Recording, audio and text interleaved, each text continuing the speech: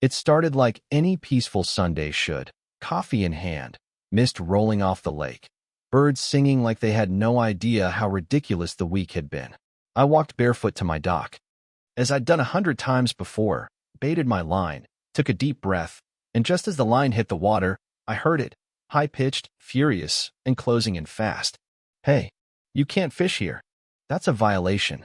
I turned around, expecting maybe a confused hiker or a lost kid. Nope, it was Karen, clipboard in one hand, phone in the other, storming across my lawn like she was leading a raid on a cartel. "You're trespassing on HOA-regulated water," she shrieked, already scribbling something on a pink slip of paper like she was auditioning for Traffic Cop of the Year. Now, let me back up. I own this lake. Not the metaphorical kind of ownership where someone says, "This is my beach," because they've been coming there since the 80s. I mean legally. I bought the land before the HOA even existed. The lake's name is on my deed. It's carved out as a separate entity, which I paid extra for. I pay the taxes. I've maintained it, stocked it, and built the dock myself. But try telling that to a woman whose ego is bigger than the lake itself. I blinked at her. "Ma'am, this is my property." She waved some printed page at me. It looked like a template off a free legal website, with a watermark still visible. "Section 7B of the HOA Lake Conduct Regulations," she huffed. "No fishing from April through October without board approval." I just stared at her and said, "What board?" "The one that doesn't own this lake." She gasped like I'd slapped her with a wet trout. "We voted on this." "You were absent, unexcused." "Karen," I said, "you can't vote on rules for something you don't own." Then, I kid you not, she slapped a $500 fine onto my cooler using pink duct tape.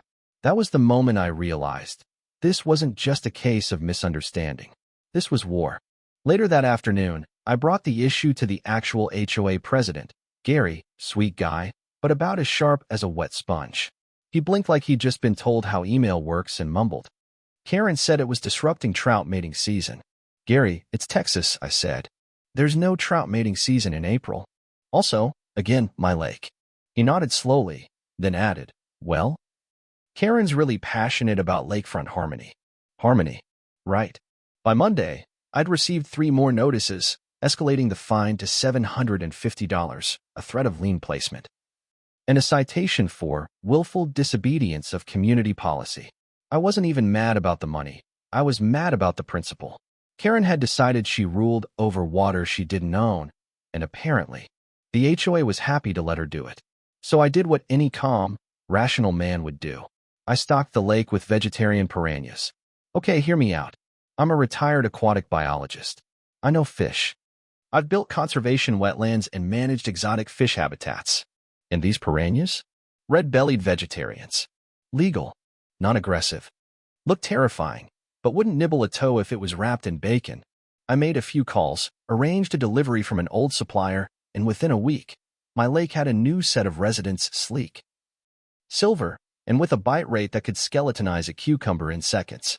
I tested it myself, dropped a slice in the shallows and boom, gone in a silver blur. Now, all I had to do was wait.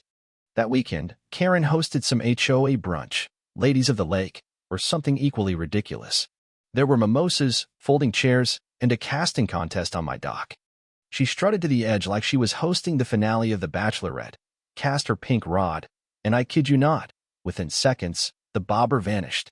She yanked, nothing. Cast again, snap. Third try, the line zipped off into the water like it was being pulled by Poseidon himself. She screamed, stumbled into the lake, and that's when the fish swarmed. Nothing dangerous.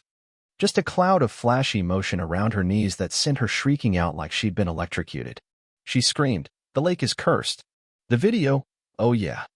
Someone filmed it, went viral in the HOA group chat within hours. One woman titled it Karen vs. the Demon Fish and added dramatic music over her flailing. By Monday, Karen called an emergency HOA meeting. She stomped into the clubhouse with a folder labeled Biological Threat Report, demanding the lake be drained, fenced off, and quarantined. Gary just sighed and stared at the table. By Tuesday, a kid down the street named Ethan, bless his soul, stood up during a public lake safety talk and said, "My dad says those aren't dangerous. They're salad fish."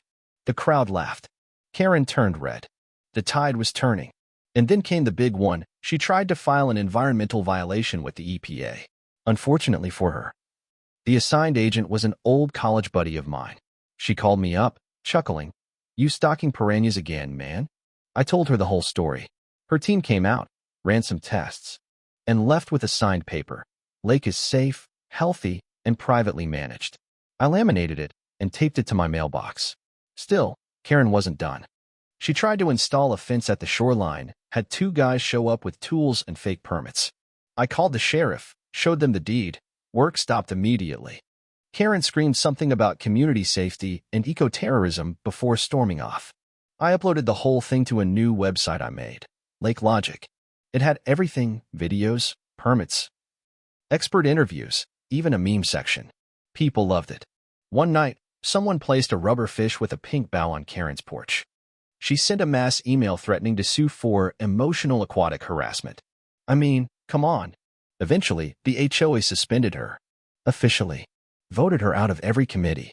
Gary stepped down a month later and handed the reins to a younger woman named Melissa, who, I kid you not, came to my door with cookies and a handwritten apology.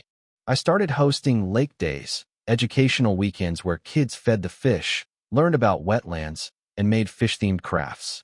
We called the lake Harmony Basin, a subtle jab and a sincere dream. One day, as I sat on the dock, coffee in hand, Ethan, the salad fish kid, asked if the fish could talk. I told him, "If you're real quiet, they just might."